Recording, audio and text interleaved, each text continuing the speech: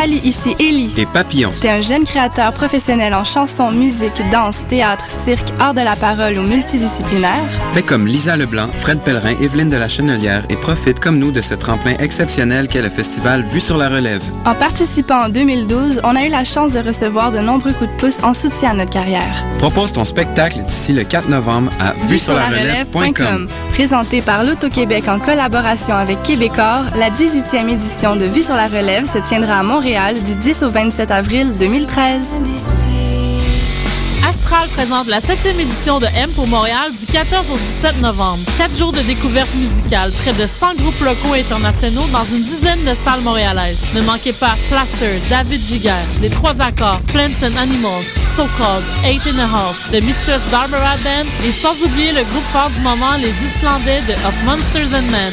Rendez-vous sur www.mpourmontréal.com pour la programmation complète, achat de billets et passe week-end. Les rencontres internationales du documentaire de Montréal. Seul festival entièrement consacré au documentaire depuis 15 ans. Les RIDM présentent le meilleur du cinéma du réel. Une centaine de films. Des événements festifs. Des rencontres avec les réalisateurs. Du 7 au 18 novembre, à la Cinémathèque québécoise. Au cinéma Excentris. Au Centre Phi. Et à la Grande Bibliothèque. RIDM, là où toutes les histoires se rencontrent. ridm.qc.ca. Salut, moi c'est Amissa. Je suis une des premières élèves de Jeunes Musiciens du Monde. Avec la musique, je me suis découvert une passion. J'ai aussi vaincu ma timidité. Moi de la musique, je vais en faire toute ma vie. Jeunes Musiciens du Monde, car la musique change des destins. Soirée bénéfice le 8 novembre au Théâtre TELUS avec Yann Perrault, Papa Groove, Mara Tremblay, Daniel Boucher, Joran et plusieurs autres. Une présentation, La Capitale, groupe financier.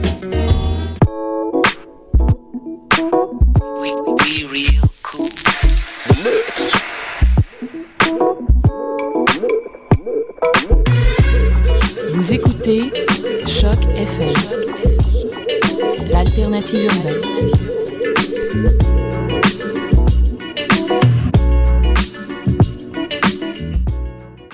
Wouah! Décidérez d'Halloween!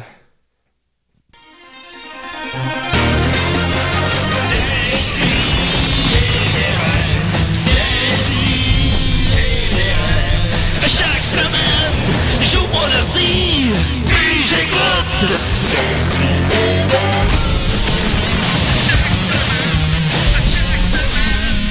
Qu'est-ce que t'écoutes?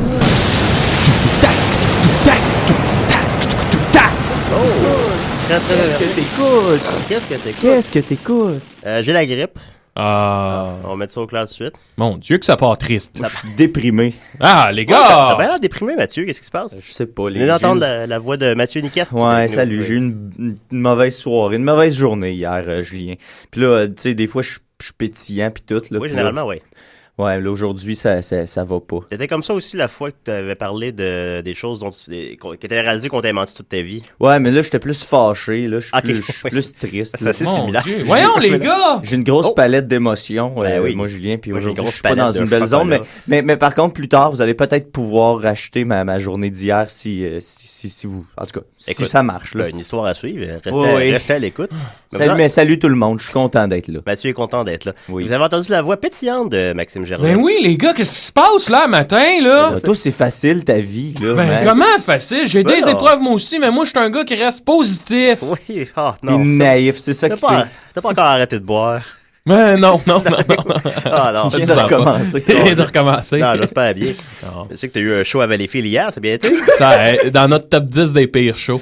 Ben là, si je me trompe pas, ça fait 2 top 10 de vos pires shows dans la même semaine. Avec Sainte-Julie, je pense. Non, Sainte-Julie, ça a bien été. Vous autres, ça a bien été, mais le show... Ah, ouais, mais non. Dure soirée. Overall, Valleyfield bat tout à plat. Comment est le public? Oui. T'étais dans le cadre de ton duo humoristique, les Picbois. Ouais, avec les Picbois, on était à faire un show à Valleyfield dans un bar, puis tu sais, nous autres, on vient de là, fait que de temps en temps, on dirait qu'on redonne toujours une deuxième chance à la place. Là. Une 8e chance. Une millième chance.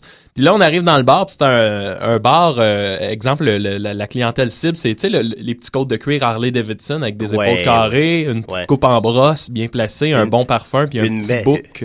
Une mèche rouge pour les dames. Une mèche rouge pour les dames, ouais, avec un espèce de décolleté flottant, bizarre, là. Fait que finalement, les gens de tout le spectacle, là, pas juste nous autres, tout le spectacle, ils n'ont jamais rien écouté ou... Eh boy. Mais je reste positif par rapport à ça. Ça me fait une bonne anecdote à raconter. Ben, tout à fait. Puis c'est de l'expérience. Voilà. Écoute, ça, l'expérience. On a fait notre travail. Ça, c'est ça le plus important. Hein? Lise Dion, elle a commencé dans les cabarets, puis c'était tough. Elle a commencé ouais, c'est ça, au Dunkin'. Elle a commencé au Dunkin'. Elle faisait plein de blagues. Ouais, elle faisait des blagues au Dunkin'. Elle avait même le costume sur la scène. Elle utilisait le costume. C'est vrai. Je sais pas si c'était légal, ça. Alors, on commence. Ça avait terminé ton anecdote? Oui, c'est oui. C'est en masse. Oui, c'est en masse. Non, mais ça a l'air... Alors, rapidement, un autre public difficile. Eh ben, toi, les hipsters, c'est les pires. Les hipsters, ils aiment pas rire. Ouais, ils sont trop cool pour rire. Ouais, c'est ça. Je comprends ce que tu veux dire. C'est tannant. Je veux dire, maintenant, les gars, le cynisme, une facilité. Oui, voilà. J'ai misère à parler. Je suis grippé. Mais toi, c'est ça. Toi, t'es grippé? Je suis grippé. Bon. Mais j'essaie de faire l'émission quand même. Nicolas s'est offert pour me remplacer, mais... non. Ok, c'est ça. Désolé. On voulait avoir quand même un peu de fun. Mais est-ce que c'est à cause de la nuit des sans-abri que t'es grippé? Bah non, là, ça fait quand même 8 jours, ça. Mais ça a été une autre belle expérience surréaliste, rapidement, peut-être. J'ai fait un show à la nuit des sans-abri avec mes amis les Picbois avant moi. On a passé à 1h30 de retard, avec 1h30 de retard. Donc au moins 1h30. Donc, on a passé à 2h du matin. Devant un public de punk ivre. Ben, faut expliquer une chose. C'est moi qui s'occupais d'organiser tout le volet artistique de cette nuit des sans-abri. Puis c'est ça, ben j'ai eu une programmation, somme toute, assez trash, beaucoup plus trash que je pensais. ouais. En fait. On salue les amis de mise en demeure. Oui, c'est ça. Puis il y avait j'avais 20 artistes sur le spectacle, 20 groupes ou bands ou musiciens ou conteurs. C'est quand même beaucoup. C'est quand même beaucoup. Ouais, et pour en la plus, nuit, c'est un show qui dure de 6 c'est un show, c'est ça, qui dure de 6 à 5 heures le matin, le lendemain, finalement. Fait que c'est presque un 12 heures, 11 heures de spectacle. Donc, moi, j'ai invité des gens qui ont invité des amis, tout ça, dont Mise en demeure était là, qui ont donné un excellent spectacle. Oui. Fait que moi, j'ai fait ma programmation et j'ai mis le bloc. Mon plan, c'était que tous les shows un peu plus trash finissent à 11 heures. Mais là, la nuit des sans-abri en tant que telle a intégré plein de spectacles à l'intérieur de ma programmation qui étaient déjà assez serrés comme ça. Fait qu'on s'est rapidement retrouvé avec 1 heure et demie, 2 heures de retard. Monsieur Couillard, entre autres, qui s'est rajouté à la programmation, puis il est venu nous faire une demi-heure de son folk. Il nous a chanté d'ailleurs le célèbre Bang de la Dèche. Bang la Dèche. Bang la Dèche. Pouvez-vous peut-être, pour pas que ça vire en inside, peut-être bien expliquer aux gens, aux auditeurs, Bang la Dèche, c'est quoi ce phénomène-là? Parce que nous, ça fait 2 années de suite qu'on entend cette chanson-là. On a suivi Bang la Dèche. Mais non, mais moi, je suis dans l'organisation depuis 3 ans et depuis 3 ans, j'ai la chance de travailler avec André Couillard, qui est un être... somme toute assez particulier. Disons particulier. Puis, on le connaissait, nous, déjà, à cause que c'était un client régulier au Vidéotron à l'époque. Et lui, André, il a un caractère bouillant. Puis l'année passée, il avait fait un spectacle, donc, avec sa guitare. Il écrit des chansons. Par contre, les chansons sont très longues. Mais il y a quand même des propos intéressants quand même. Je dirais qu'il est déprimant comme l'itinérance. Exact. À ce niveau-là, il est conséquent quand même. Oui, mais sauf que nous, justement, dans la nuit des sans-abri, on essaie de faire autre chose, de voir ça plus du côté positif. Lui, il tape sur un clou. En tout cas, c'est son droit, somme toute. Mais il y a un certain talent, objectivement. Mais là, moi, ce que je peux lui faire comme petit reproche cette année, c'est que moi, je suis dans l'organisation, lui aussi. Et là, depuis le début, moi, pendant les meetings, je dis, si vous avez des interventions à faire, dites-le moi, je vais faire une programmation serrée, tout ça. Et lui, il n'a pas cru bon me dire qu'il venait jouer de la musique. Fait que quand on m'a dit, André va venir dire quelques mots, je pensais pas que ça allait servir en un show de 35 minutes. De Bangladesh. Voilà. Bangladesh. Et qui finit par la toune épopée, la toune fleuve de 12 minutes, Bangladesh. Ouais, fait que c'est comme, t'entends le mot Desh à peu près 45 fois. Ouais, ce qui est... Mais utilisé dans son bon contexte, mais c'est dur de... Oui, effectivement. Mais c'est dur de pas faire... D'être clair, c'est qu'il veut dire, il raconte plusieurs destins qui étaient voués à plus, puis que pour une petite erreur, ils sont retrouvés bang dans la dèche. Bangladesh! Bangladesh! En tout cas, je sais pas si je l'ai bien expliqué, mais... On vit d'amour et de dèche, finalement. ça fait que ça occasionne beaucoup de jokes de dèche pendant 12 minutes. J'ai jamais autant entendu le mot dèche. En plus, c'est qu'on est fatigué aussi rendu là, tu sais. Fait que là, vraiment, les jokes de dèche il y a eu beaucoup de dèche. Vont dans le mille. Mais cela dit, après que vous soyez partis, ça s'est super bien déroulé. Moi, ma programmation finissait autour de 2h30 du matin. Et là, à 2h30 du matin, Stuart, qui était le gars de son en après-midi, qui est reparti sur une autre un autre spectacle. Il est revenu pile quand le dernier spectacle a terminé. Fait que lui a embarqué, il a fait à peu près 1 heure. Et à 3h30 du matin, j'ai d'autres amis musiciens, Mojito Squatro, Noémie Sheila Rioux, Sébastien Laroche en tête. Sont arrivés à 3h30 du matin. Ils ont joué jusqu'à 5h. Puis eux font de la musique, des covers. C'est vraiment des bons musiciens. Ils étaient 4. Puis ils font des covers de tunes, mais elle a une voix magnifique. Puis là, il restait à cette heure-là. Jazzy un peu. Ouais, jazzy un peu. Puis à cette heure-là, il restait que les sans-abri. C'était vraiment magnifique. Il devait y avoir une vingtaine de sans-abri encore là. Puis ça a vraiment été, moi, mon moment, mon point lumière de la soirée. Le moment magique là, que finalement, on vit toujours à la fin parce que durant la nuit, aux heures plus régulières, disons, il y a un paquet de gens. Puis les gens demandent toujours, ils sont où les sans-abri? Ils sont où les sans-abri? Moi, je dis toujours, si tu restes jusqu'à 3h30, 4h du matin, eux, c'est ceux qui, à la fin de la soirée, ne repartent pas à la maison. C'est ceux qui restent sur le terrain. Puis c'est là qu'on voit que finalement, oui, à Valleyfield, il y en a de l'itinérance. Puis la nuit des sans-abri sert à quelque chose, sert à ces gens-là. Puis ils ont vraiment apprécié la nuit en général. Puis la fin jusqu'à 5h. On était chanceux d'avoir tous ces artistes-là. Ben, merci à vous, les gars. Aussi. Un plaisir, Mathieu. Merci de l'invitation. Écoute, j'espère que mon Eric Lapointe t'a conscientisé bien. Oui, j'étais content. Parce que, tu sais, avec toi, Julien, surtout que, tu sais, on sait jamais comment ça va être interprété. Est-ce que, comme l'an dernier, là, tu étais itinérant, ça me stressait vraiment beaucoup. Je comprends, tu sais, parce que là, tu dis, est-ce qu'ils vont penser qu'on se moque d'eux autres, puis tout. Mais étant donné que je pense que t'as l'air d'un itinérant, je pense qu'ils t'acceptent comme un de la gang. Ouais, je pense que oui. Je pense que c'est. Il a l'air, il sent, il parle comme un itinérant. Fait qu'on continue en nouvelle bref. Non. Fait que la nuit des sans-abri de Valleyfield, un autre franc succès. On se revoit à l'édition l'an prochain. Puis une autre raison pourquoi j'étais un peu fâché, c'est qu'hier, j'ai rencontré l'organisateur, puis ça a l'air qu'il y a certains organismes communautaires qui trouvaient notre programmation un peu trop trash à leur goût. Fait que, tu sais, j'ai comme eu une succession de plaintes hier. Mon Dieu, pour vrai. Mais somme toute, le spectacle a été une réussite. Ouais, un franc succès. Voilà. Nouvelle brève, rapidement. On se souvient de la toujours conséquente Courtney Love. Oui. De la suite dans les idées. De la suite dans les idées. Et puis, elle vieillit comme un bon vin. Hein. Fait que, il semble-t-il qu'elle va... que maintenant, présentement, elle travaille sur un Broadway musical, sur un... je sais pas comment dire ça en français. Avec le catalogue de Nirvana. Qui serait... un musical avec le catalogue de Nirvana. Un musical qui serait basé... C'est un peu péché, ça. C'est un peu... En plus, la moindre utilisation de la musique de son défunt mari, elle s'objecte à le chialer après Dave Grohl parce qu'il y a une toune Nirvana dans le film des Mopettes qui est super bien utilisée, la toune, puis le film est super bon, puis elle est pas contente. Mais faire un musical... un Broadway, tu sais, qui est, je pense, l'antithèse de ce que Nirvana t'a présenté. En plus, c'est elle qui l'a fait tuer. Bon, ça, c'est... Écoutez, ça, on le sait pas. On le sait pas, mais disons que... Il y a une théorie. Il y a beaucoup à lire sur le sujet sur Internet. Ça vous intéresse, c'est certains documentaires qu'elle essaie tant bien que mal qu'il n'ait pas lieu. Donc, elle veut faire un musical basé sur sa vie avec lui, avec Kurt. Sa vie est très glamour parce que c'est de l'héroïne puis qu'elle l'a poussé au suicide, là. Mais bon, disons. Alors voilà. Bonne nouvelle, on ira voir ça. J'espère que ça va avoir un aussi franc succès que Book of Mormon. Oh, on l'espère. Ça c'était bon. Mais... Ensuite de ça, une autre nouvelle brève pour qui va nous faire un peu de bien. Christina Aguilera aimerait ça être prise plus au sérieux. Du bien. C'est ça, on considère. On se souvient de quand je racontais l'an passé la fois où elle avait du sang menstruel qui lui coulait sur les jambes. Je me souviens, pourquoi tu reparles de ça? J'allais pas parler de ça, mais tant qu'elle l'a mentionné. Mais donc, Christina Aguilera, toujours pertinente aussi. On dit dans les coulisses que... dans les coulisses. Elle aimerait ça être prise plus au sérieux en tant qu'actrice. Oui. Et elle aimerait ça jouer une crackhead dans un film. Elle dit donc une adepte au crack en français. Pas dur, tu te fais couler du mascara puis tu pleures.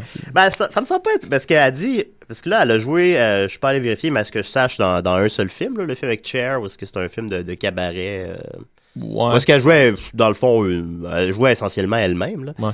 Puis là, elle dit, elle a remarqué, puis elle aimerait ça faire de quoi qui serait plus un rôle de composition. Un rôle de composition. Elle pourrait peut-être, je sais que Transformer 4, ils veulent une héroïne plutôt qu'un héros. C'est Don Mascotte qui me disait ça. Peut-être qu'elle pourrait jouer dans Transformer 4 et ainsi un rôle de composition. J'imagine qu'Hasbro s'est rendu compte qu'il vendait moins de bonhommes de Transformers à des filles qu'à des gars. Puis là, ils se sont dit, comment qu'on peut assister à une fille à la place? Puis là, avec des Transformers roses. Moi, je trouve que ça suit la logique Karate Kid. Hein? T'en fais 3 avec un héros, puis hop, pouf!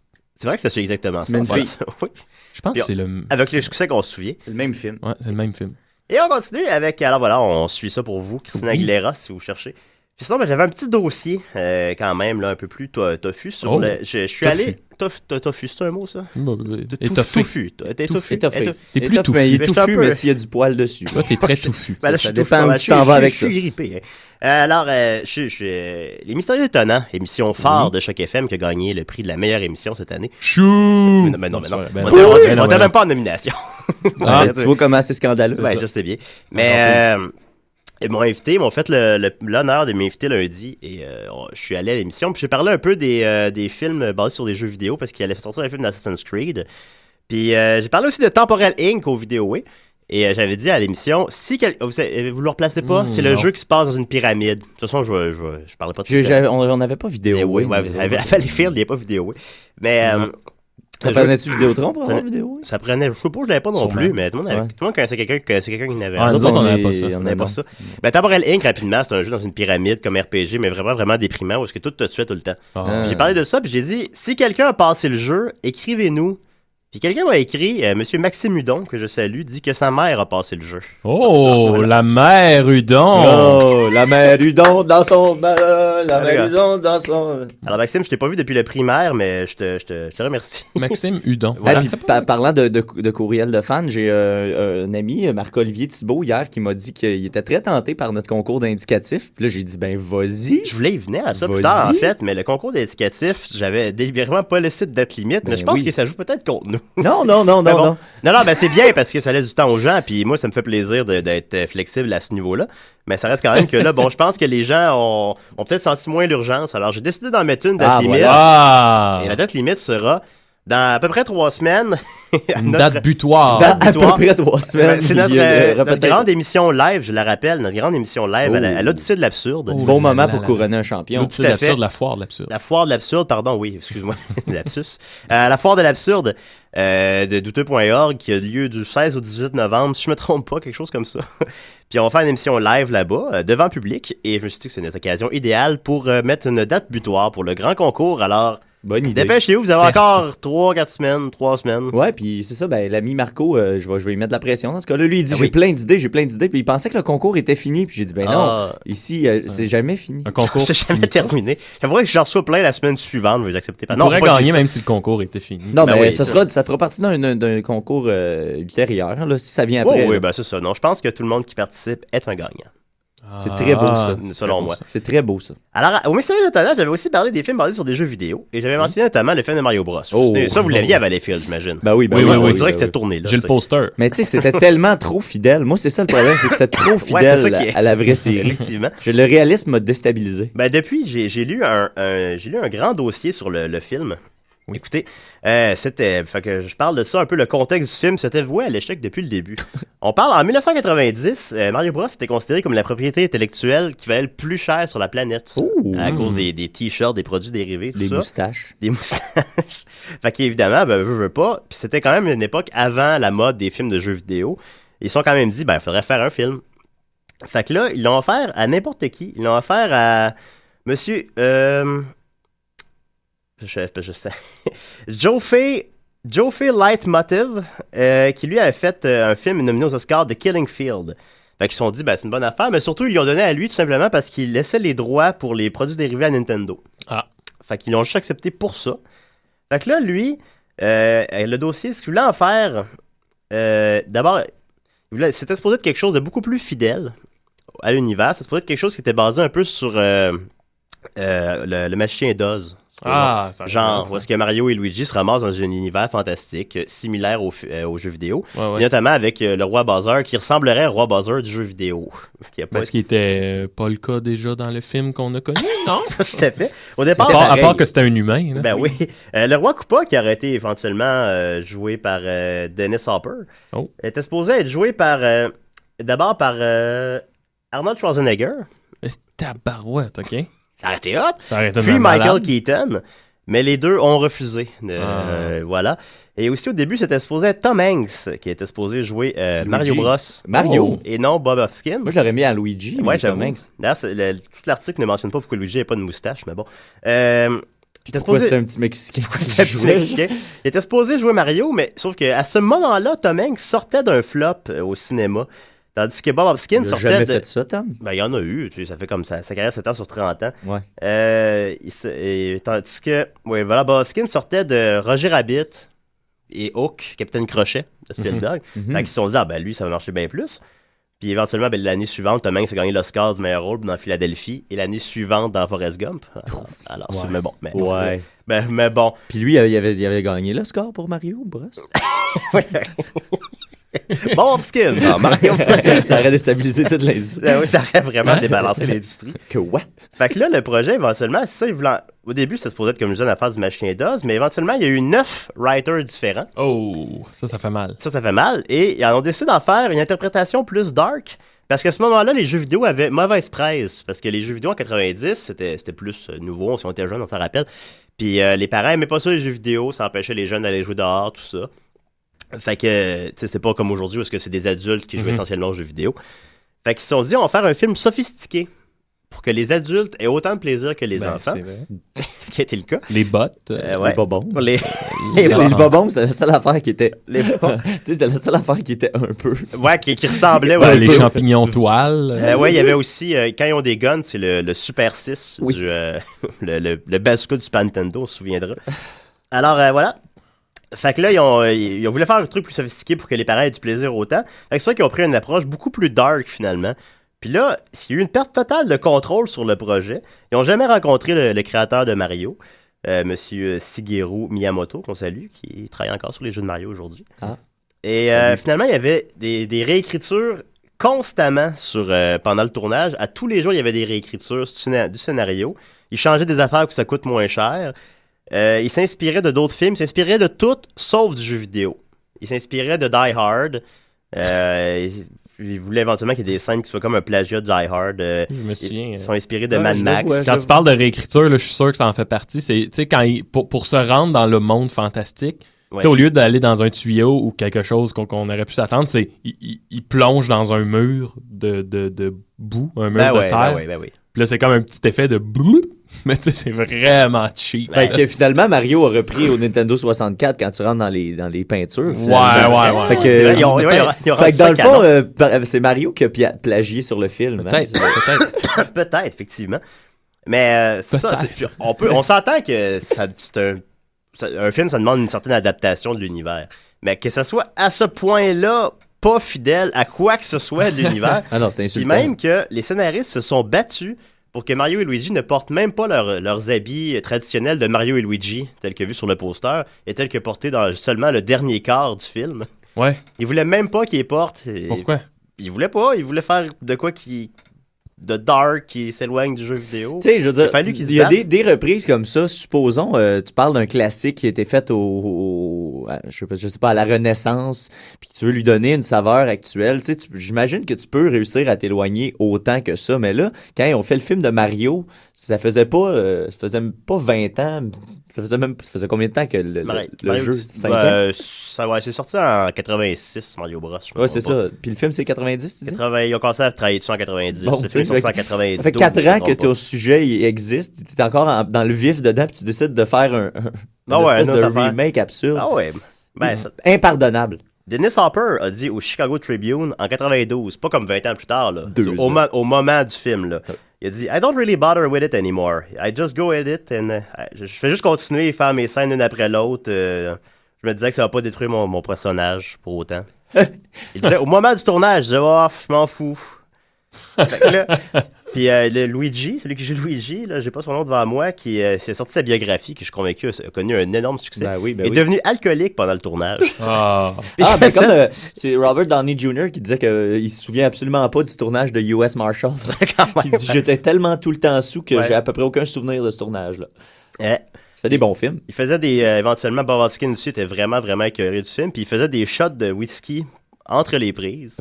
Il a fait plusieurs prises sous, dont une qui a causé un accident d'auto. Et finalement, à la fin, c'était supposé être une grande bataille sur le pont de Manhattan, dans lequel Mario met une bombe qui était la seule affaire qui ressemblait au jeu vidéo, dans la bouche de Bowser, puis il pousse en bas du pont, puis Bowser explose. C'était considéré comme que ça coûterait trop cher. Fait qu'on se souviendra que dans le film, finalement, il fait juste tirer dessus. Il tombe dans une chaudière. Il fait juste tirer dessus avec le gun, puis il se transforme en boue. Ouais, le coup de cheap. Non, c'est ça. C'est ordinaire. Après ça, ils ont refilmé d'autres scènes après que le tournage soit fini parce qu'il manquait d'action. Et finalement, le film est sorti et a fait 21 millions sur un budget de 48. Ce qui a fait un des plus gros flops. C'est plus que je pensais. C'est un très gros flop quand même. Oui, l'été, c'est vrai que c'était l'été de Madame Doubtfire. Okay. Madame Doubtfire, c'est bon. Alors voilà. Mais ça a l'air que, d'ailleurs, j'ai entendu tantôt en m'en venant à Radio-Canada que Hugo Weaving joue dans un film en ce moment, Clouds, machin. Cloud Atlas. Oui, puis la fille a fait une critique destructrice complètement, puis elle a dit Hugo Weaving en Madame Doubtfire, faut voir ça. Oui, effectivement, les personnages dans Cloud Atlas, je l'ai pas vu, là, mais les personnages changent de sexe même. Tout le monde joue 6 rôles. Ils changent de sexe, puis ils changent de genre. Comment tu dis ça? Deviennent des Japonais ou des Noirs. De race. De race. On peut dire le mot race. Je pense qu'on peut dire le mot race. D'ethnie. De race. Vous comprenez là ce que je veux dire. Oui. Ça sera la poursuite. Oh non. La Chine nous poursuit. Ça nous mettra sur la carte. Ouais. Alors, le film de Mario Bros, c'est pas pour rien que maintenant les grandes franchises comme Zelda, Metroid, Grand Theft Auto, nomme-le, ne font pas de films. C'est parce que après ça fait baisser de la valeur beaucoup la franchise. Final Fantasy, c'est planté une fois, mais ils sont bien repris. Toutes plantés. Écoute, alors voilà, c'était Mario. On continue avec une toune de Philippe B tirée de son premier album, à Décideret. Bonjour, Gotham. Ici Ben. Et chaque semaine, j'écoute Décideret. Oh Ben, il était allé.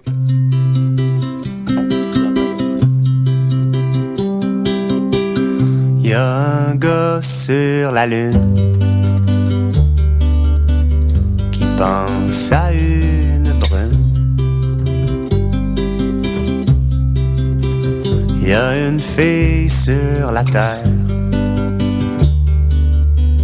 qui rêve à un beau brun aux yeux verts. Y a une ville dans le désert désespère,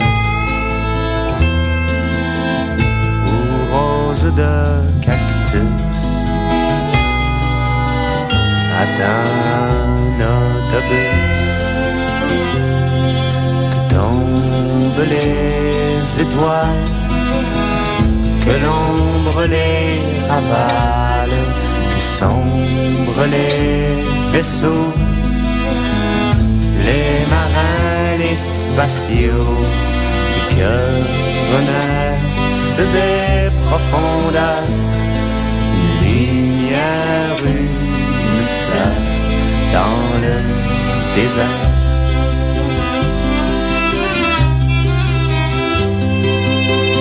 Il y a une fille sur la dune qui s'imagine sur Saturne, couché dans un cratère.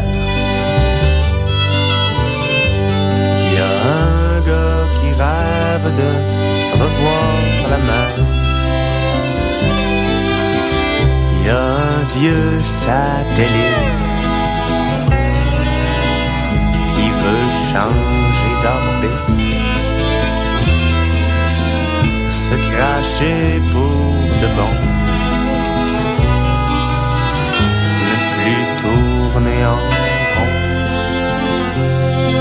que tombent les étoiles, que l'ombre les ravale, que sombrent les vaisseaux, les marins, les spatiaux, et que renaissent des profondeurs une lumière, une fleur dans le désert.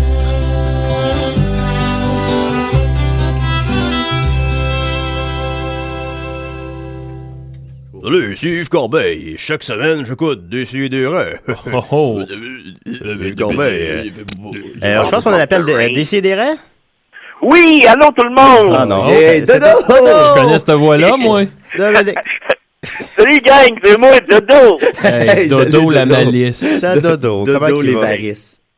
Puis comment ça va, gang? Ah, Dodo le petit pénis.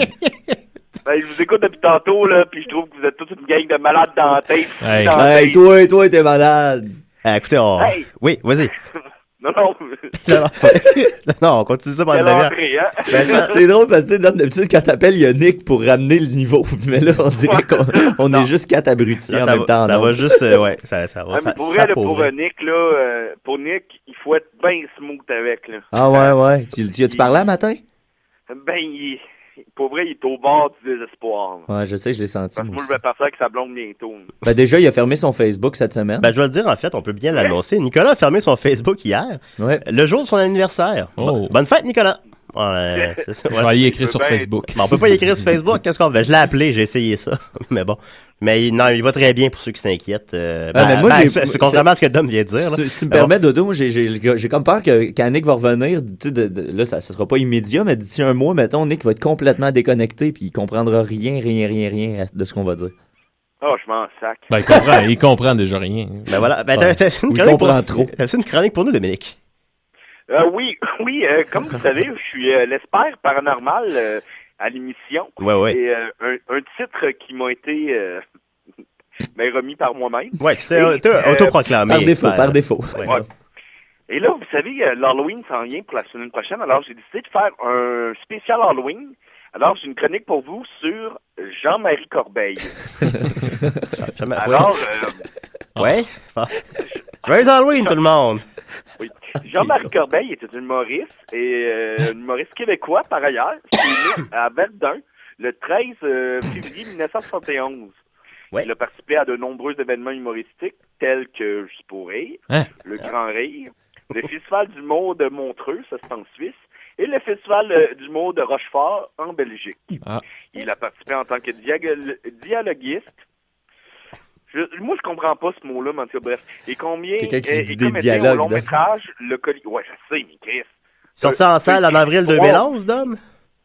Pardon? Sorti en salle en avril 2011, il y interprète le personnage de Shotgun.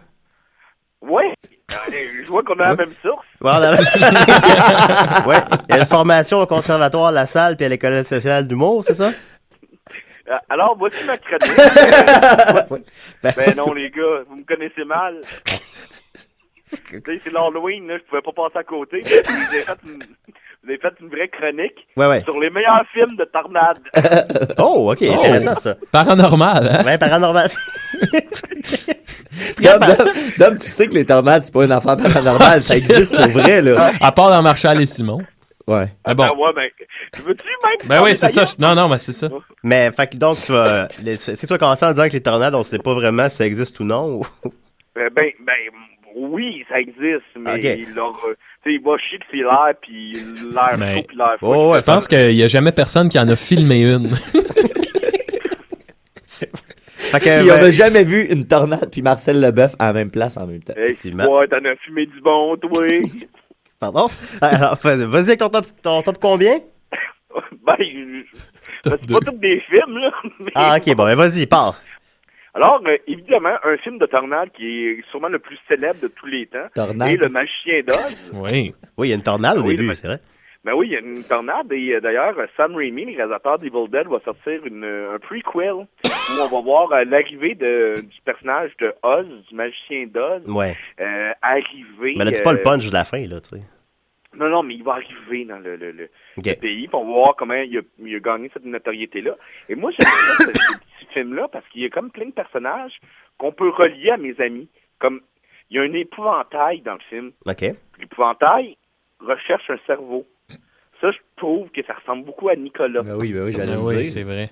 Et puis il est plein de paille aussi, Nicolas. Hein? Il est plein de paille. Oui, il est plein de... Puis il brûle facilement. Plein de trucs. Oui. D'ailleurs, si quelqu'un pourrait en prendre note et agir.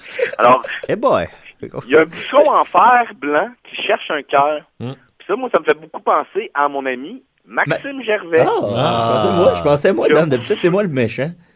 Ouais, non, attends un peu, là. Ouais, mais c'est plus méchant. Il va te cuisiner, toi aussi. Il sait très bien pourquoi. Chantal Dupuis. Bon, on l'a fait juste derrière. J'y suis pour et rien. Le lion qui est à la recherche de courage me fait penser beaucoup à Nicolas. Alors voilà. Oui, c'est vrai. Ça peut. Ouais. Ouais, deuxième film très culte sur les tornades, à votre avis? Tornade. Exactement, Tornade de John Bond, qui avait réalisé l'excellent Clanche et l'excellent Clanche 2. Oui, ça va clencher en français. Ça va clencher, ouais. Le pire titre, puis ça, là, c'est vrai. Ben oui, c'est le pire titre au monde, ça va clencher. Puis ça a été utilisé pour 2 films. Oui, c'est vrai.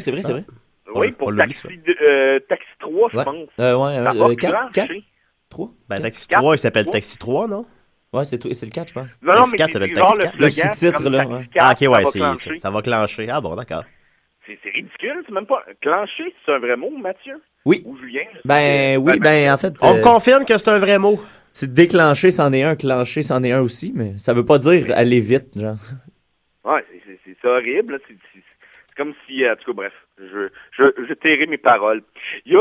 non, ça veut dire aller à fond de train. Moi aussi, j'ai la même page devant moi. Oui, aller à fond de train, pardon. Oui. Vous autres, c'est quoi votre source de renseignements? Google? Non, c'est le terrain, là, c'est l'expérience. Moi, c'est un grand sage. Je chatte régulièrement avec un grand sage. Ah, ben, Colin. Puis Maxime, comme ça va? On t'entend pas beaucoup? Moi, ça va bien. Moi, j'écoute ce que t'as à dire, mon dame. OK.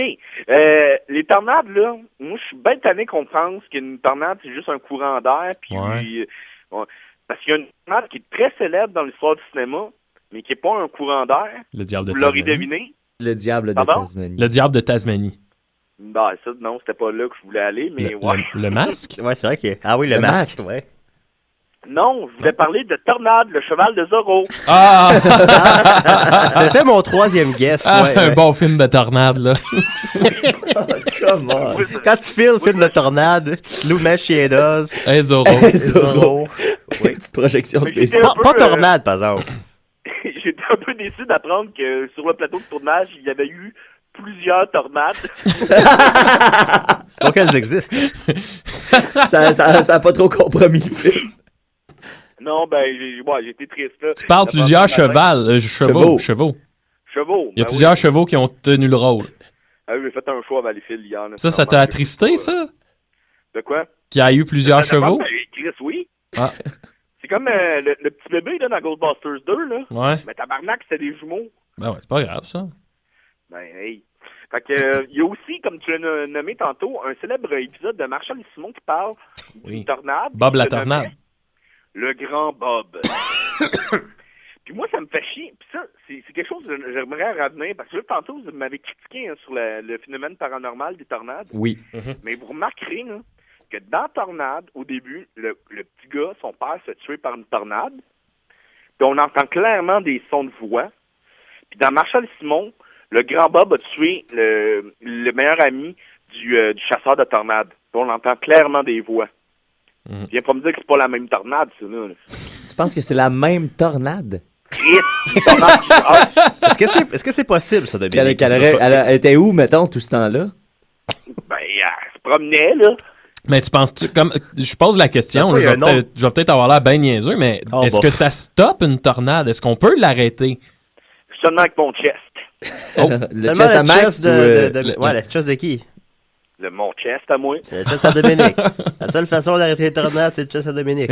On va continuer. Puis, je peux pas être tout le temps là, moi, là. T'es jamais là. C'est ça, t'es jamais là. Puis, en tout cas, hey. Un autre film, peut-être? J'habite pas au Kansas. Dernier, c'est plate parce que vous l'avez trouvé, c'est Taz. Taz est un personnage des Looney Tunes de la Warner Brothers Picture. Ça sort toujours le faire rire. Là, c'est moi qui ai composé ce texte-là. C'est un diable de Tasmanie. Il parle peu, mais il émet des grognements bizarres. Ouais.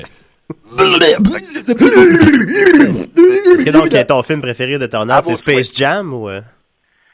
Non, c'est pas Space Jam. Ah, ok, j'ai peur de brûler tes punchs, là. Non, mais c'est pas mal terminé, je te dis. Ben moi, Dominique, il y a une tornade que t'as oubliée. Et j'aimerais bien t'amener à la ronde. Oh, OK. Ça vous ferait du bien, bien, un gars qui a jamais voulu embarquer dans ce manège-là, c'est vrai. Pas mal effronté. C'est vrai. C'est vrai. Max, c'est une petite crainte de ce qui tourne et ce qui va vite. Ouais, je dégueule, je vomis. Ben là, c'est pas une raison. Non, c'est vrai. Hey les gars, là, je vais vous donner, ça c'est comme une espèce de... Je pense que je peux le dire, puis ça va pas déranger personne. Ouais, j'ai peur. Au pire, il va être trop tard. Non, écoutez bien. Oreo et film porno anal. Oui. OK, merci, Dom. Bonne journée. Merci beaucoup. Bonne journée. Bonne journée. Bon. Là, il a dit Oreo, mais on aurait dû entendre Aéro. Aéro et ouais. film porno anal. Voilà. Ouais, là, ça, je sais pas de quoi il parlait. Non. Moi. Et c'est pas un... Non, il y a un lien. Il y a un lien. Il y en a un. Ouais. Il y en a un. Bon, bref. Hey boy. Ouais. La chronique, la chronique, la chronique, la chronique, la chronique, la chronique, c'est la chronique à Niquette. Ouais, c'est la chronique à Niquette. Ouais, tu files pas, oui, tu disais. non. Non. Ben, j'ai repris un petit peu le moral. Une chance que Dodo m'a fait rire. Merci, ouais, Dodo. Il rigolo, Dodo. Merci, Tu Dodo. me fais rire. Puis j'ai le rire facile, mais en dedans, je suis triste. Parce que je suis triste, les amis, parce que hier, c'est ça. Hier, en fait, la journée a mal commencé. Là, je suis parti. J'étais un peu, moi aussi, grippé, une petite affaire. Puis je savais que j'avais une chanson à chanter le soir. Puis là, je suis parti dans mon auto. À mon auto, j'avais un ticket de parking parce que la rue à côté n'a pas les mêmes horaires. La rue à côté de chez nous n'a pas le même horaire que ma propre rue. J'ai pas regardé. J'ai pogné 52$ de ticket. Moi, je suis arrivé à la salle de spectacle à Valleyfield, au Café chez Rose du collège de Valleyfield. Puis j'avais un gala à animer hier, le gala Innovation de tourisme sur Roi. Puis j'avais un numéro d'ouverture dont j'étais quand même assez fier. Moi, tu me l'avais fait chez nous. Ben c'est ça. Puis tous ceux qui l'avaient fait avaient quand même une bonne opinion parce qu'on m'avait demandé de faire quelque chose de glamour. Fait que j'avais préparé un petit numéro musical à la Neil Patrick Harris. On aime ça. Puis finalement, le public de gala est un public assez froid. Puis je pensais que mon numéro d'ouverture allait plus rentrer. Puis il n'a pas rentré aussi fort que je pensais. Fait que ça m'a un peu déstabilisé. Ce qui fait que après mon texte d'ouverture a été un petit peu plus fragile. Puis tu sais, étant donné que je suis pas un humoriste de longue route, ben tu sais, mes petits gags, je les ai pas rentrés comme j'aurais voulu. Puis somme toute la soirée, je pense pas que ça a été un fiasco du tout, mais moi, je suis pas satisfait de ma performance. Fait que je suis un peu triste à cause de ça. Puis je savais en même temps que mes amis, les Picbois, galéraient dans une salle à Valleyfield, pas trop loin. Oui. Fait que histoire, c'est vraiment pour moi que je la fais ma chronique ce matin. Je m'excuse à tout le monde. Je la fais vraiment uniquement pour moi. Je vais refaire ma chanson d'ouverture. J'ai donné la trame sonore à Julien. Je vais refaire ma chanson d'ouverture. Puis ben vous allez pouvoir juger. Puis peut-être que vous allez réussir à me guérir de ce mal qui m'habite depuis hier. Ah mon Dieu. Fait que Julien t'envoie la sauce, mal dans comme on ta dit. bite depuis hier. Parfait. Vas-y, Mathieu. Au collège de Valleyfield, dans le café chez Rose, ce soir tout le monde est beau. C'est le moment du gala Innovation. De l'île Perrault à Dundee, vous êtes venus jusqu'ici en espérant gagner un prix. Aussi pour vous bourrer dans les hors-d'œuvre, le suroît magnifique, tous ces paysages magiques, la nature et les cours d'eau, le plein air et les restos. Au collège de Valleyfield, dans le café chez Rose, ce soir tout le monde est beau. C'est le moment du gala Innovation.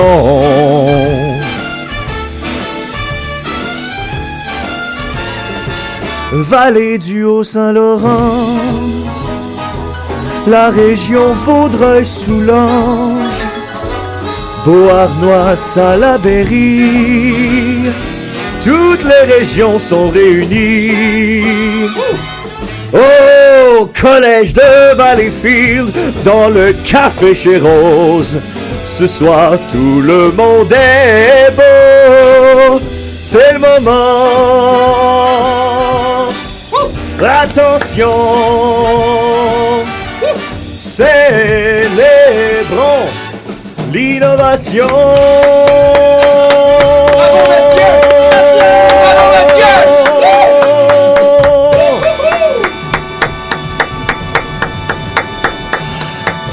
Merci les gars. Bravo, Mathieu! Merci, les gars. D'où Jésus, c'est excellent. Ah, il fait chaud! Il me semble que c'était un effort honnête.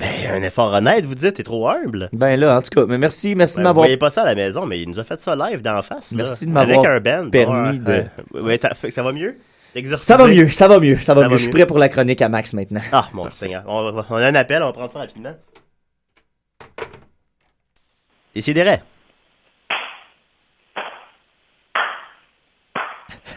Ça sort avec des applaudissements. Oh, il y a c'est innovation, ça. C'est innovation. C'est innovation. Des gens ont appelé. Il est debout. Il y a un standing. T'as un standing, Mathieu. Mon Dieu, mais même les gens à la maison t'applaudissent. Là, je suis content pour vrai. Ben c'est bien ça. Yeah! Décidérez, on est là pour faire du bien. C'est la chronique à Maxos. Hey, ça fait longtemps. Ça fait longtemps que ça n'a pas joué cette chanson. Ça fait un mois qu'on t'a pas entendu, mon beau Maxime. T'étais où? C'est que j'enseigne, hein, puis quand j'enseigne le vendredi, je peux pas venir. Mais là, aujourd'hui, c'est pédagogique. Yeah! Alors, me voici avec vous. Et je m'en veux un peu parce que j'empiète dans les plates-bandes de mon bon ami Dodo, hein, qui nous parle du paranormal. Là, t'as nommé son nom, il va rappeler. C'est comme, je répondrai pas. C'est comme Marie-Blanche. Ouais, si tu nommes son nom, il apparaît. Alors, aujourd'hui, je veux vous parler du bloop. B-L-O-O-P, le bloop. Phénomène paranormal s'il en est un. Et ça va comme suit. Le bloop, qu'est-ce que c'est? C'est un son d'ultra basse fréquence qui a été détecté par le National Oceanic and Atmospheric Administration. Okay? Ça a été un son qui a été détecté en 1997 uniquement, durant l'été de 1997, et on l'a jamais réentendu. Oh. Le son a été détecté au large de la côte sud-ouest de l'Amérique du Sud. L'origine du son se situe proche du point Nemo. Qu'est-ce que c'est le point Nemo? C'est le point dans l'océan qui est le plus éloigné des côtes terrestres. Okay? Fait qu'on est vraiment dans le cœur. Je pense qu'il n'y a pas plus cœur de l'océan que ça. Le cœur de l'océan, tu parles du bijou dans Titanic? Oui, okay. Exactement. Référence à ça, oui. Exactement. C'est donc un lieu qui est très peu fréquenté par l'homme. On dit que le son monte rapidement en fréquence sur environ 1 minute, avec une amplitude suffisante pour être détecté par plusieurs capteurs sur une portée de plus de 5000 km. Fait que le son qu'on a enregistré en 1997 et dont la source est toujours inconnue, a pu traverser environ 5000 km. C'est beaucoup. Oui. 2500 si on dit que c'est un diamètre. Là. Écoutez ça. Et là, c'est là que ça devient intéressant. Bien qu'il recoupe le profil audio d'une créature vivante, il n'y a aucun animal connu qui pourrait avoir produit ce son. Si c'était un animal, il serait énorme, beaucoup plus gros, gigantesque que la baleine bleue, d'après les scientifiques. Il n'y a actuellement aucune explication sur l'origine de ce son qui n'a plus été entendu depuis 1997. Et là, je vous invite, on va aller écouter le blue. Je l'ai. Vous allez voir, au début, le son ne sera pas très fort, puis à un moment donné, il y a comme un pic dans ce son-là. Je vais essayer de dealer avec ça. Vous allez voir, on peut reconnaître le son d'un animal un peu, mais c'est un son qui vient de loin. Alors, on y va. Bon, là, ça, c'est la mer. Attention. Le début du son. Là, vous allez voir, on va bientôt reconnaître une espèce de chant.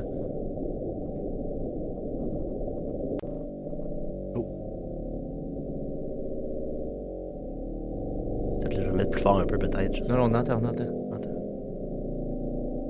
Attendez. Alors, ce son-là viendrait vraiment de très, très loin. On peut le laisser jouer. Moi, j'ai eu l'impression que c'est comme la Terre qui s'est plaint. Qui se plaint, peut-être. Oh, mon Dieu. Il y a plusieurs... Qu'est-ce qui est arrivé en 97? Théories. Il y en a qui disent, évidemment, peut-être que c'est une espèce d'énorme animal, une gigantesque baleine qui aurait pu faire ça. D'autres qui vont amener la théorie du calmar géant, de la pieuvre géante, mais ces animaux-là n'ont pas, si on veut, les capacités d'émettre des sons comme ceux-là. Il y en a qui vont dire que c'est peut-être un sous-marin qui a rempli ses cales, tu sais, ces espèces d'enceintes pour monter ou descendre. Certains qui vont dire que c'est le bruit de l'eau qui se déplace dans les glaciers. Mais encore là, pourquoi notons? Écoutez. L'agonie de Gaïa. Ouais. Les scientifiques semblent s'entendre pour dire que c'est quelque chose de vivant. Il y a cet effet-là un peu de chant qui ressemble beaucoup, qui ressemble vraiment beaucoup au chant de la baleine. Et là, il y en a qui ont avancé une théorie, mes amis, beaucoup plus dangereuse, beaucoup plus incroyable. Certains... Je sais où tu t'en vas. Ouais. Oui. Il y en a qui ont découvert que le point où ce mot-là viendrait, ce serait l'emplacement de la ville fictive. Comment qu'elle s'appelle? Atlantide? Non, pas Atlantide, c'est R'lyeh. C'est R''L-Y-E-H. Et ça, c'est une ville qui a été créée par H.P. Lovecraft, qui est un écrivain de science-fiction du début du 20e siècle. Et lui a créé cette ville-là de R'lyeh. C'est la maison de la créature qu'on nomme Cthulhu.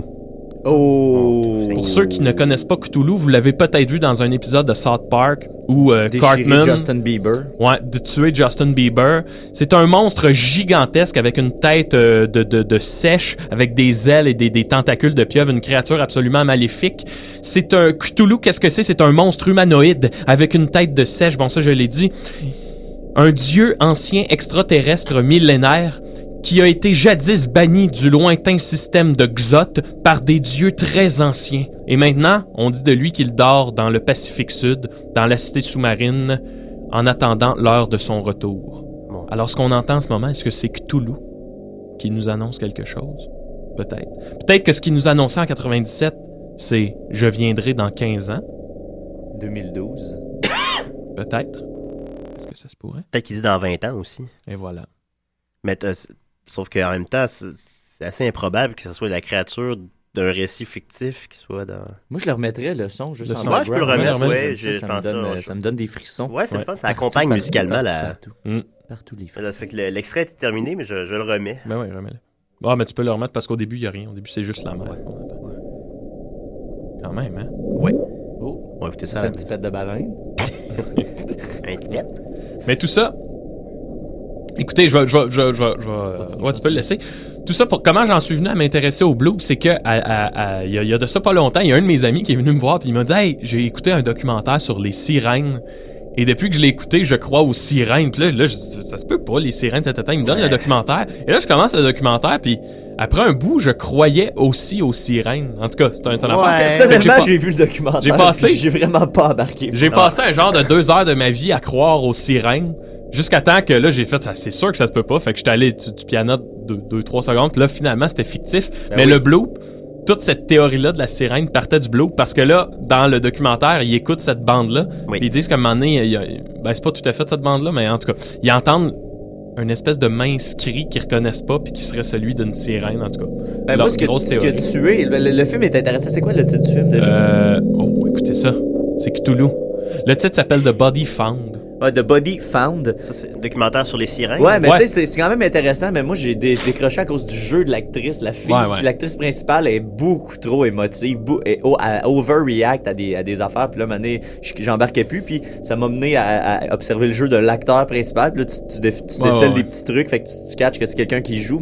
Mais l'idée est très bonne. Je pense que si ça avait été mené par des acteurs un petit peu plus habiles, ça aurait été vraiment quelque chose. Mais c'est quelque chose qui est analysé au cinéma, le pouvoir de la suggestion comme ça, où est-ce qu'on peut techniquement faire passer n'importe quoi pour une réalité. Tout à fait. C'est le thème du comme film. Comme les hommes ont descendu sur la Lune, tu sais. Oui, par exemple, certains croient que c'est Kubrick qui a faké l'alunissage. Mais bon, tout ça pour dire que ma chronique, en guise de conclusion, mes amis, j'ai décidé de monter sur pied une équipe de matelots, une équipe de navigation, un peu comme Jacques Cousteau, pour qu'on aille, mes amis, déceler le secret de Cthulhu. C'est certain composé de gens de Décideret? Ce serait Décideret, oui, sur la mer. Renvoyer Nicolas dans le fond de l'océan. Est-ce que vous êtes avec moi, mes amis? Hi, Captain! Hi, Captain! Oh, Captain, my Captain! Eh bien, qu'attendons-nous? À l'aventure! À l'aventure! La semaine prochaine, Décideret sous l'eau. Ça serait intéressant, ça. Sous l'eau ou sous l'eau? Ça ferait changement, évidemment. On pourrait être sous l'eau. Eh bien, voilà. Alors, tu considères que Cthulhu existe ou... Je considère que Cthulhu existe et nous allons aller le chercher. D'accord. Ben, écoute, ça me semble être la théorie la plus probable de l'existence. Merci beaucoup, Maxime. Ça fait plaisir. Merci, Max. Merci, Max. Puis, si vous voulez entendre le son, on va le mettre sur notre Facebook Décideret. Tout à fait. On vous encourage, d'ailleurs, chers auditeurs, à devenir fan Facebook de Décideret pour suivre l'actualité Décideresque qui... Oh, on a un appel. Ah, ben, moi, après, j'ai une petite information. OK, ben, on va... OK. Par rapport à l'Halloween, en fait. Décideret? Ouais, je voudrais juste dire que j'ai pas appelé, là. Oui. Hein, je suis capable. Oui, t'es capable de pas appeler? Ouais, mais là, il a fallu que tu nous appelles pour nous le dire. Ouais, ça fait... Je suis capable. Ça, mais si je n'avais pas appelé, vous n'auriez pas remarqué. Ça, Dame, ça fait partie de la même compulsion. C'est la même compulsion. Nous appeler pour nous dire... J'ai pas appelé. Nous appeler pour nous dire que t'as pas appelé, Dom, ça fait partie de la compulsion. C'est un problème, Dominique. Dominique, c'est comme ton troisième appel de l'émission. C'est un problème que t'as. Pour toute la gang. T'es malade. T'es malade. Ben, on va voir qui va être le plus malade devant mon avocat. Je vais prendre... Hey, Dom, je vais te poursuivre bien avant que tu me poursuives. Ben, non, ça arrivera pas. Quoi? Ça arrivera pas. Je suis en train de t'envoyer une mise en demeure. Parce que moi, je suis en train de non, c'est moi. Ok, merci beaucoup, Dominique. Parfait. Alors, Mathieu, tu avais une petite information complémentaire sur l'Halloween. En fait, c'est quand même une nouvelle qui date de près d'un mois, mais c'est d'actualité puisque c'est l'Halloween. J'avais trouvé ça sur TVA Nouvelles, donc c'est une nouvelle extrêmement pertinente et très, très, très utile. Alors, je vais vous la lire intégralement parce que moi, ça m'avait jeté sur les foufounes. Comme c'est un article par Rob Gowen qui travaille à l'agence QMI. Donc... ça brasse, les gars, ça va remettre vos convictions à leur place. Une citrouille de 200 livres, 90 kilos, a été volée dans le jardin communautaire de l'Union Place. Ah non. Une association venant en aide aux personnes souffrant de problèmes de santé mentale à Owen Sound, en Ontario. Attention, 8 melons d'eau et plusieurs courges ont aussi été dérobées dans le potager. La police va mener une enquête pour tenter de retrouver les voleurs. Citation. Nos jardiniers sont vraiment découragés, a déclaré la coordonnatrice Teresa Pearson. Ils ont travaillé pendant des mois. Les voleurs ont dû utiliser un camion ou un moyen de transport de ce type pour déplacer la citrouille, a-t-elle ajouté. Ce jardin communautaire est un projet de l'association pour aider à la réintégration des personnes souffrant de problèmes de santé mentale. Elles sont rémunérées pour travailler dans le potager. Et là, on termine l'article en disant « Quelqu'un a dû voir quelque chose, car cela a dû prendre du temps aux voleurs pour partir avec la citrouille. » La citrouille de 200 livres. Moi, j'ai... Voilà, non, on espère qu'un témoin pourra faire avancer l'enquête. Moi, les gars, j'ai une seule chose à dire. Vas-y. Est-ce que quelqu'un voudrait goûter à ma salade de fruits? C'est un fruit, c'est pas un légume. La citrouille. Ouais. Quand ça pousse, ça pousse dans la terre. Non, ça pousse pas dans la terre. Ça pousse pas dans un arbre. Ben, ça pousse dans un plant. Ah, dans un plant, ouais. Fait que c'est un fruit. Comme un cocon. C'est une tomate. Dans ma tête, j'imagine des citrouilles qui sortaient de terre. Puis... Mais non. Je sais... Excusez-moi. Au palais. Eh mon Dieu, c'était gênant, ça. Je suis vraiment désolé. C'est la pire affaire que j'ai entendue à cette émission. En plus, ça a comme plus le gabarit d'un légume que de... C'est dans la famille des courges, là. Ouais, ça, c'est un fruit, ça? Ben, il doit... Tu sais, il y a comme il y a le... Il y a les fruits culinairement, il y a des fruits qui sont des légumes et il y a des légumes qui sont des fruits, mais biologiquement, il y a à cause des je suis pas un expert dans la, mais j'ai déjà entendu qu'il y avait une différence entre le fruit culinaire et le fruit botanique, disons. OK, ah bon. Mais je sais pas si c'est vrai en même temps. Quelqu'un de plus féru que moi en biologie pourra peut-être. On n'a pas encore d'experts fruits et légumes à décider. Non, Nicolas pourrait s'y mettre. Ouais, Nicolas pourrait s'y mettre. Alors, tu deviens rouge comme une citrouille. Oui. Alors, Nicolas, un sujet pour toi pour un sauce 5 la semaine prochaine, si tu nous écoutes. La citrouille. La citrouille. Ben, il y a aussi un sujet pour Nicolas. C'est un concept vide. J'ai un autre truc à Nicolas. C'est l'article qui est paru il n'y a pas longtemps sur le site de la BBC sur la créativité serait liée de près à la maladie mentale. OK. C'est super intéressant. Puis là, ça dit que les gens qui sont créatifs sont plus portés à avoir des problèmes mentaux. Ah ben, on est une belle bande de cinglés ici. On est une belle bande de malades! Sur ce, merci beaucoup Mathieu. De rien. Merci beaucoup Dominique pour ta chronique sur les tornades. J'ai beaucoup appris.